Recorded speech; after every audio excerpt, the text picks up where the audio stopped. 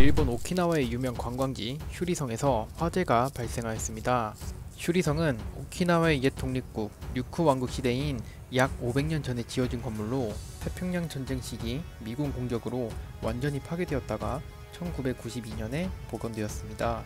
슈리성 터는 2000년 오키나와에 있는 다른 성의 유적과 함께 세계문화유산으로 등재되었습니다. 31일 복수의 일본 언론에 따르면 유네스코 세계문화유산인 슈리성에 이날 새벽 불이나 정전과 북전 등 주요 건물이 전소되었습니다. 소방차 30여 대가 출동해 진화에 나섰지만 목조 건물인 탓에 진화에 어려움을 겪으면서 슈리성 내 다른 건물은 물론 인근 대학정원 나무에도 불이 옮겨 붙었으며 약 4,200제곱미터가 이번 화재로 소실되었습니다. 문제는 슈리성 화재 사건이 한국인 또는 중국인에 의한 방화라는 가짜뉴스가 일본 SNS에 퍼지고 있다는 겁니다. 1일 일본 오키나와 타임스는 슈리성 화재 사건을 두고 온라인에서 제일조선인의 소행이라거나 한국인 또는 중국인에 의한 방화라는 증오 게시물들이 올라오고 있어 전문가들이 불확실한 정보를 확산하지 말아달라고 호소하고 있다고 전했습니다. 일본 전문가들은 큰 사건이 일어날 때 차별의식이나 편견을 드러내 공통의 적을 원인 삼는 경향이 있다고 지적하였습니다.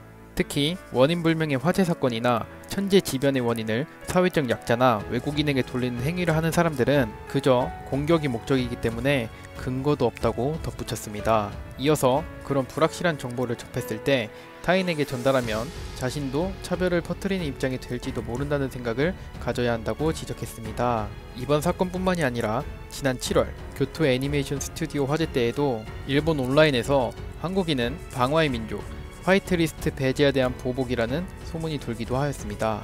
이런 가짜뉴스가 확산되는 가운데 지난 2008년 발생한 숭례문 화재가 재조명되고 있습니다.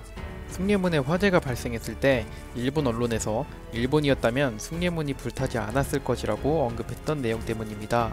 당시 일본 언론은 화재 소식을 긴급 보도하며 집중 분석을 했는데 일본 후지TV의 아침 정보 프로그램 도쿠탄에는 2008년 2월 12일 화재 발생과 붕괴 현장, 용의자 체포 등 일련의 과정을 보도했습니다.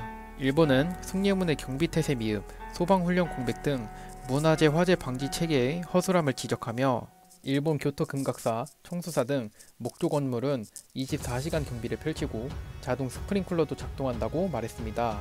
이 말은 일본과 달리 한국은 화재 방지 체제가 미흡하여 숭례문 화재를 예방하거나 조기에 진압하지 못했다는 의미였습니다. 그렇게 숭례문 방화 사건을 비웃으며 일본이었다면 불타지 않았을 것이라며 자신들의 화재 방지 체제를 자랑하던 일본이 슈리성이 전소된 지금 어떤 말을 할지 궁금해집니다. 이상 물김뉴스였습니다. 영상이 유익하셨다면 구독과 좋아요